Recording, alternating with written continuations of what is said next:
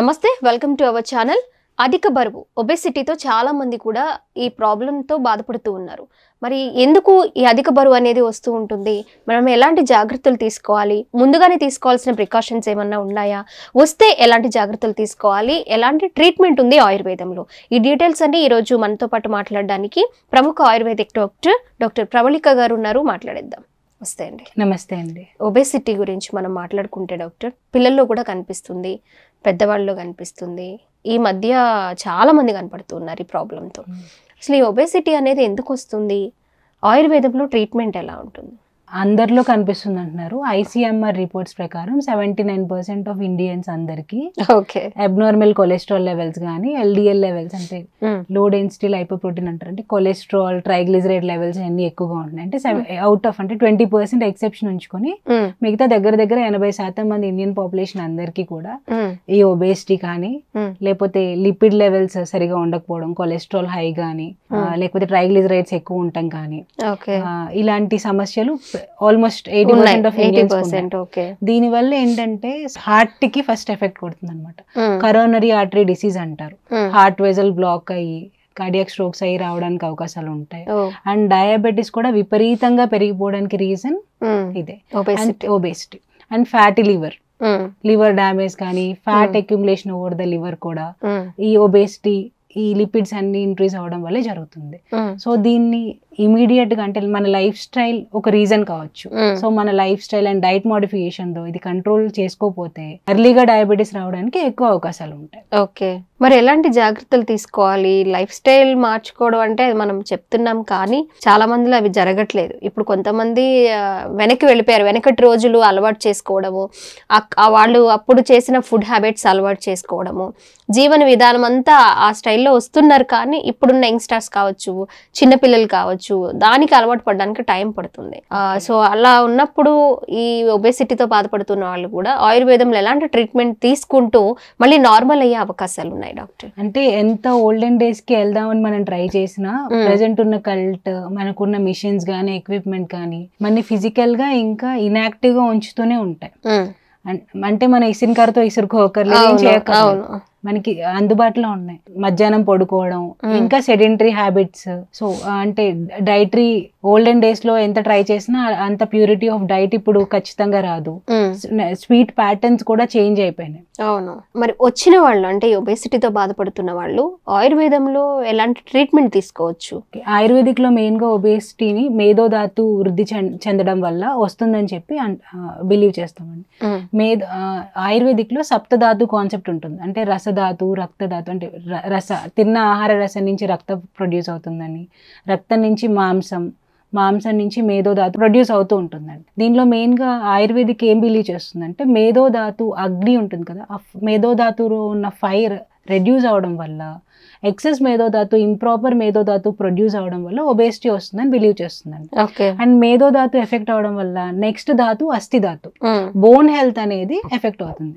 మనం obesity patients అందరినీ observe చేస్తూ ఉంటే knee joint pains, bone pains అనేవి ఎక్కువగా కనిపిస్తూ ఉంటాయి. కాల్షియం కూడా రెడ్యూస్ అవుతూ ఉంటుంది. మెయిన్ గా ఏంటంటే మేధోధాతుని కరెక్ట్ చేస్తే తప్ప నెక్స్ట్ ఉన్న అస్థిధాతు కరెక్ట్ అవ్వదు, అంటే నెక్స్ట్ ఉన్న బోన్ హెల్త్ కరెక్ట్ అవ్వదు.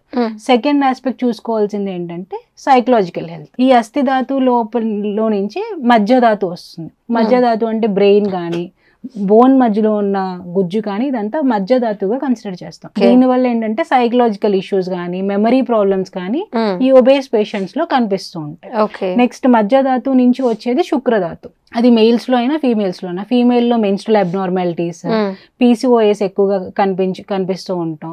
Abnormal weight gains, hormonal imbalances female లో. అండ్ మెయిల్స్ లో కూడా ఇన్ఫర్టిలిటీ లాంటి సమస్యలు, స్పర్మ్ కౌంట్ రెడ్యూస్ అవడం, ఇవన్నీ కూడా సిమ్టమ్స్ అండ్ కాంప్లికేషన్స్ గా కూడా మనం చూడొచ్చు.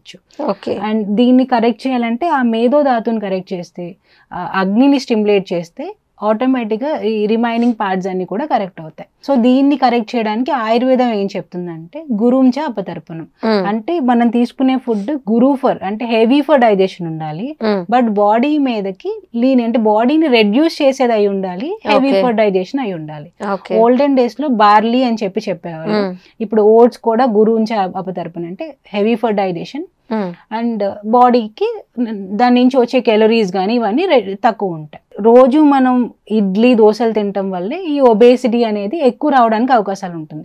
సో కంప్లీట్ గా ఇడ్లీ దోశ ఇలాంటివి రెడ్యూస్ చేసేసి ఓట్స్ కానీ అయితే బెటర్, మినుముల కంటే పెసలు బెటర్ అండి. పెసలు కొంచెం ఎక్కువ తింటాం, రాగులు తింటాం వల్ల ఏంటంటే ఒబేసిటీ అనేది రెడ్యూస్ అవడానికి, గ్రాడ్యువల్ గా ఈ ఒబేసిటీ అనేది రెడ్యూస్ అవడానికి, లిపిడ్ లెవెల్స్ అవి కూడా రెడ్యూస్ అవడానికి అవకాశాలు ఉంటాయి. ఓకే, ఇప్పుడు ట్రీట్మెంట్ తీసుకున్నా ఏదైనా మెడిసిన్ వాడుతున్నప్పుడు కాంప్లికేషన్స్ రావడం, సైడ్ ఎఫెక్ట్స్ రావడం ఉంటాయి. అలా కాకుండా న్యాచురల్గా మీరు అన్నట్లు అది రెడ్యూస్ అవ్వాలి అంటే ఇలా ఒక ప్లానింగ్తో 2 months పట్టొచ్చు, 3 months పట్టొచ్చు, మీరు ఓపిక్గా ప్రయత్నించాలి అని అంటారు. అలాగే ఆయుర్వేదిక్ లో పంచకర్మ థెరపీస్ ఉంటాయండి. ఇంటర్నల్ గా వమన కర్మ, విరేచన్ కర్మ అని పంచకర్మ థెరపీస్ ఉంటాయి. వాటి వల్ల కూడా 21 days ప్రాసెస్ ఉంటుందండి. దాని వల్ల కూడా వెయిట్ ఈజీగా రెడ్యూస్ అవడానికి అవకాశాలు ఉంటాయి. అలాగే ఉద్వర్తన అన్న థెరపీ ఉంటుంది. డ్రై పౌడర్స్ తో బాడీని మసాజ్ చేస్తాం. దానివల్ల ఏంటంటే నెక్స్ట్ వచ్చే ఫ్యాట్ అంటే ఫ్యాట్ కి స్టెబిలిటీ వస్తుంది. బాడీ లీన్ అయ్యేటప్పుడు ఫ్యాట్ లూజ్ గా, మజిల్ బల్క్ లూజ్ గా ఉండకుండా స్టెబుల్ గా లీన్ అవ్వడానికి అవకాశాలు ఉంటాయి. ఓకే, అలా తీసుకోవచ్చు అనమాట. ఆయుర్వేదిక్ లో నెంబర్ ఆఫ్ మెడిసిన్స్ ఉన్నాయి స్పెసిఫిక్ గా ఒబేసిటీకి. ఈ ఎక్సెస్ ఫ్యాట్ ని రెడ్యూస్ చేయడానికి గుగ్గులు ఫార్ములేషన్స్ అని చెప్పి, శిలాజితు డ్రగ్ తెలిసింది, ఇలాంటి చాలా డ్రగ్స్ ఉన్నాయి. ఇవన్నీ వాడడం ద్వారా కూడా హెల్దీగా వెయిట్ లాస్ అవ్వడానికి అవకాశాలు ఉన్నాయి. ముఖ్యంగా వేటికి దూరంగా ఉండాలి డాక్టర్? ఈ ఒబేసిటీ పేషెంట్స్ వేటికి దూరంగా ఉండాలి? మెయిన్ గా స్వీట్స్, ఏవైతే నైట్ టైం కర్డ్ తిని పడుకోవడం ఇలాంటివి చేయకూడదు. కొంచెం బనానా లాంటి ఫ్రూట్స్ కొంచెం రెడ్యూస్ చేయాలి, రిమైనింగ్ ఫ్రూట్స్ తీసుకోవచ్చు. కొంచెం స్పైసెస్ ని ఎక్కువ తీసుకోవడానికి ట్రై చేయాలి. ఖచ్చితంగా గీ తీసుకోవాలి, ఒక టీ స్పూన్ గీ ఖచ్చితంగా డైట్ లో ఉండేలా చూసుకోవాలి. అండ్ ప్రోటీన్ డైట్ కొంచెం ఎక్కువ తీసుకోవడానికి ప్రయత్నించాలి. రోజు అంటే మెయిన్ గా ఇడ్లీ దోశలు కొంచెం అంటే నైట్ అన్న ఆకలేయట్లేదు ఇడ్లీ తింటాం అలా కాకుండా నైట్ టైం రాగులతో వేసినట్టు అలాంటివి ప్రిఫరబుల్ గా డైట్ చేంజ్ చేసుకుంటూ వస్తే రెడ్యూస్ అవుతుంది. అండ్ మెయిన్ గా ఏంటంటే ఇన్ బిట్వీన్ డైట్స్ తినకుండా ఉండాలి. అంటే మార్నింగ్ బ్రేక్ఫాస్ట్, మధ్యాహ్నం lunch, evening dinner 3 specific times పెట్టుకుని అట్లీస్ట్ ఇన్ బిట్వీన్ తినకుండా ఉండటం వల్ల కూడా వెయిట్ లాస్ అవుతుంది.